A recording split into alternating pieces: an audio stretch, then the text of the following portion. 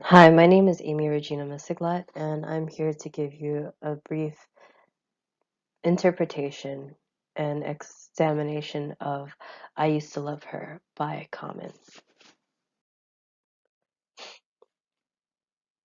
This song is an extended metaphor for the culture itself. Some describe it as Common's Dear John letter to the culture. What made me fall in love with this song is that every verse is a description of the history and the sentiment surrounding hip hop.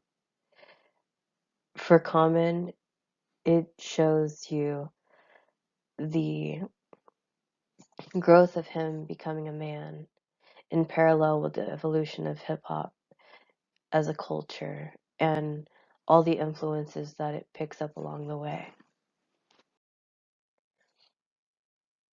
Hip hop is something that is for the people by the people. Hip hop's not just a genre of music, it's a culture. It has four elements: the DJ, the breakdancer, the graffiti artist, and the MC.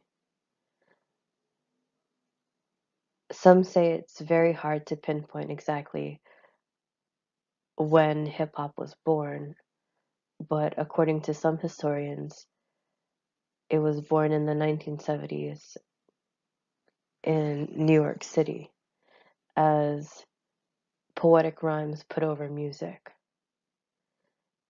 Also, DJ Kool Herc is also called the father of hip hop for his experimentation with breakbeats and samplings of R&B and funk and soul.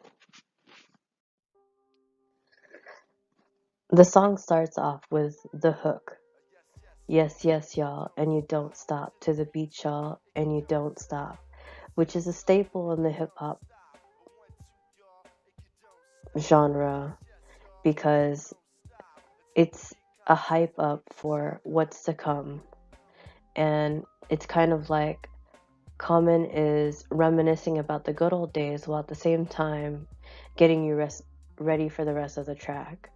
Even the 808 beat that is the backdrop to the setting of the song itself, and the 808 beat is also something that is a backdrop to almost every hip hop song in existence.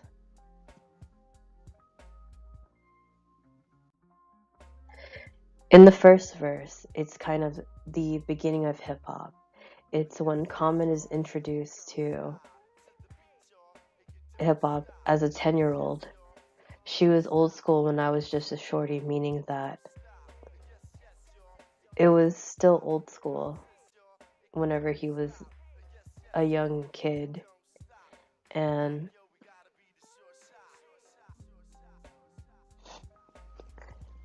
it wasn't about the money, it was just about being able to participate and stay witness to a few guys rhyming in the park, like he says in the first verse, where it says, a few New York guys had did her in the park, but she was there for me and I was there for her, because he was slowly starting to fall in love with the culture. And you could just relax and listen.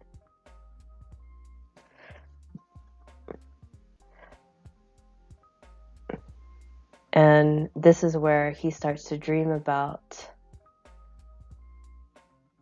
being in the hip hop culture or in the hip hop community himself, by saying, eventually, if it was meant to be, because we related physically and mentally, because as many people know, Common was also a breakdancer. So he was opened up mentally and physically. And he still describes hip hop as being pure, untampered with, and very down.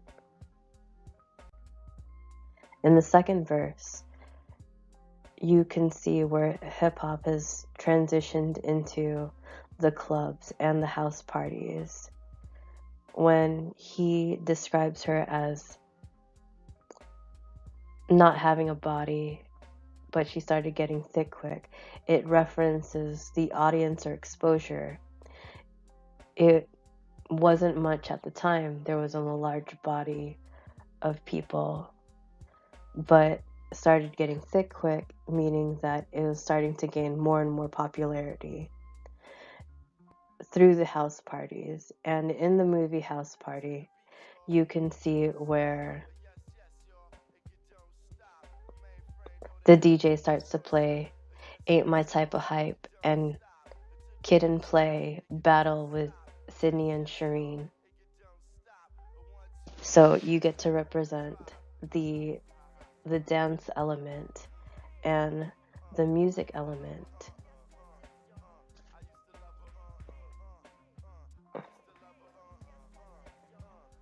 As he transitions into an era that is called conscious hip-hop, because that's whenever lyrics were more politically charged, and he talks about becoming Afrocentric, because that was also the movement at the time where it made African American youth more in touch with their African heritage. That's whenever you started to see men and women started to wear African garb.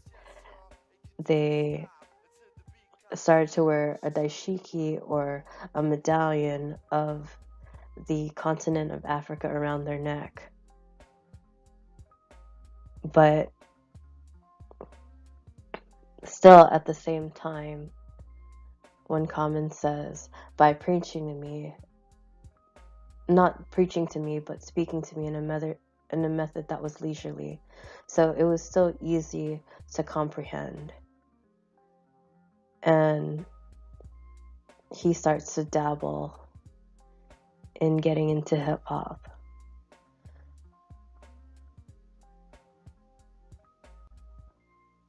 By being an MC himself. And that's when hip hop goes over to California or the West Coast. And it's the beginning of the West Coast style, where it's completely opposite from being Afrocentric.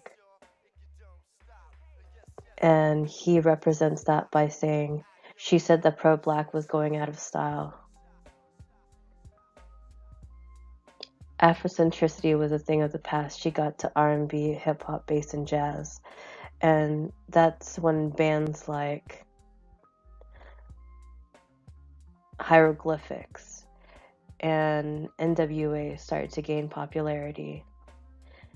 And he pays homage to NWA, even though it's not his cup of tea, by saying, now black music is black music and it's all good. I wasn't salty when she was with the Boys in the Hood. Boys in the Hood is represented in the movie Boys in the Hood as having a soundtrack of mostly California artists. And at the end of the verse, it's a little vulgar, but he describes her as just having fun, not worried about anyone, and you can tell by how her titties hung. Because having your breast hang is a symbol of being relaxed and still showing the realness that was in the culture and hadn't gone to being so plastic. But as you transition into the third verse, it starts to go mainstream. And that's when you can see in the first part of the third verse where once the man got to her, he altered her native, told her if she got an image and a gimmick that she could make money, and she did it like a dummy. Well, this is his critique of hip-hop breaking into the mainstream, where you got artists like MC Hammer and the Digital Underground's Shock G having an alter ego of Humpty Hump, where he wore thick rimmed glasses and a fake nose, and MC Hammer had parachute pants and danced in a sort of crab walk.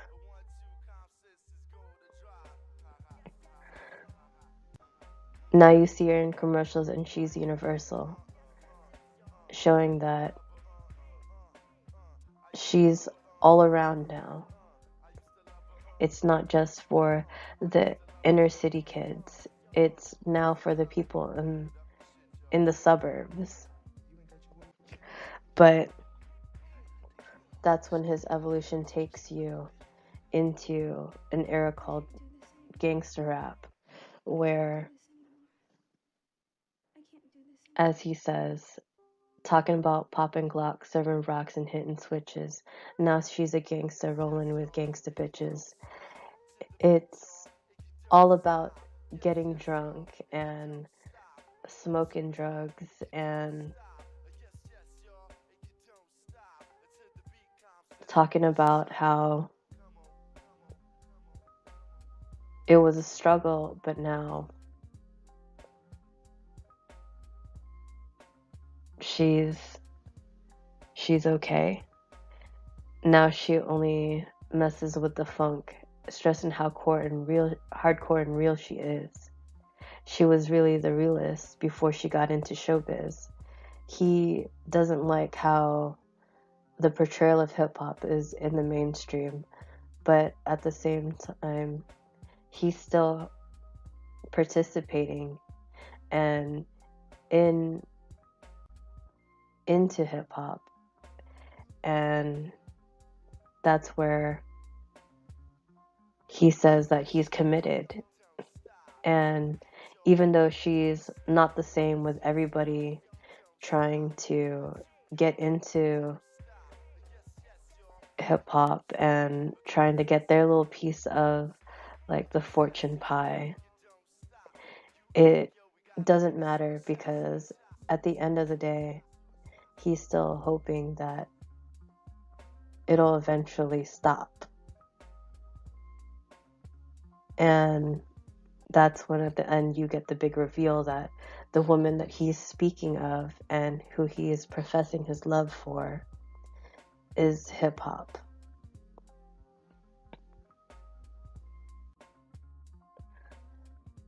The hip-hop contributions to culture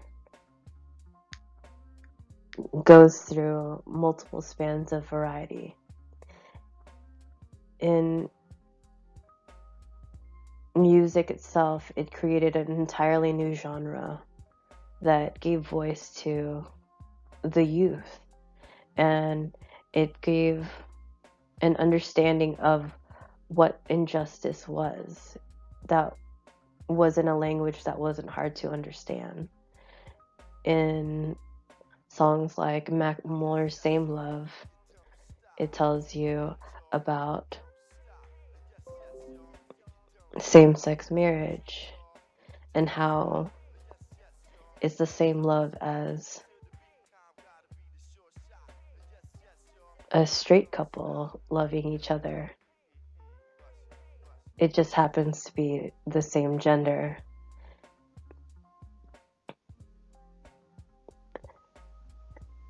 In art, graffiti bred a new form of art that influences artists today. It's been a slow rise, but in society today, graffiti has turned into being so accepted and not so taboo. In Houston, there's an artist named Gonzo247 that has art all around the city and in other cities. in Houston downtown, there's a huge mural that is representative of Houston, and it's saying that Houston is inspired. Houston is hip, tasty, funky, savvy. But he's also in luxury hotels like the JW Marriott in downtown. In regards to dance, dance has come to respect breakdancing and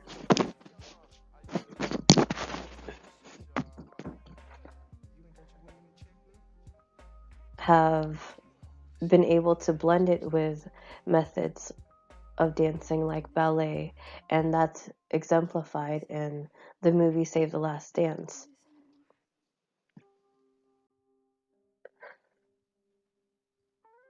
In conclusion, or in the end, hip hop is about breaking cultural normative. It's a rebel kind of music. It's made for the people and by the people. In the title of the song, HER is used as an acronym, HER, which stands for Hip Hop in its essence is real. It's meant to be very in your face, and it's meant to make you question or understand. At its essence, hip hop started in a place where people thought was a dead end. It started in the inner city, and now it's gone to places where no one could have believed. Its influence spans internationally because it's gone beyond social economic status. It goes beyond language, age, gender, and as long as there's a DJ, a mic, someone dancing, and a graffiti artist to tie it all together, as Common says in the hook, yes, yes, y'all, and it don't stop. To the beat, y'all, and it don't stop, because hip hop can't be stopped. It's just going to evolve and expand. Thank you.